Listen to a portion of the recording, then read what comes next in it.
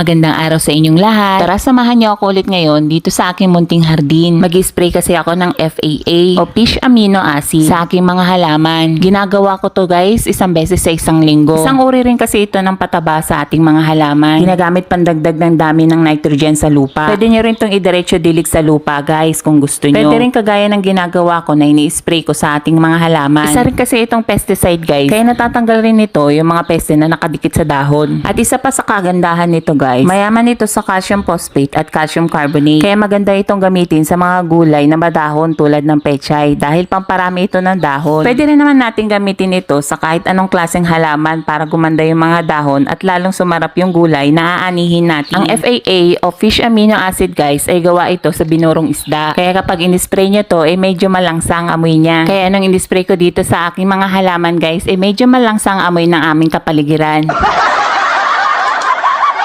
Pero kaya rin naman amuyin basta hindi ka maselan. Pagtiyagaan mo na lang ang amoy. Total, once a week mo lang naman i-spray o gagamitin sa ating mga halaman. Isipin mo na lang para yan sa kalusugan ng ating mga pananim. Ang pagtimpla ko pala nito guys ay isang takip lang ang nilalagay ko sa isang 1.5 na tubig. Nilagyan ko na rin kahit yung mga bagong sibol ko na tanim na okra. Isa rin kasi sa benepisyo nito ang pampatibay ng mga stem ng mga ating pananim. Kaya kahit yung mga bagong sibol na halaman, pwede mo nang diligan. Kung gusto nyo rin gumamit ng kodo guys, check nyo lang ang comment section. So paano guys, hanggang dito na lang muli. Thank you for watching. Don't forget to follow and share.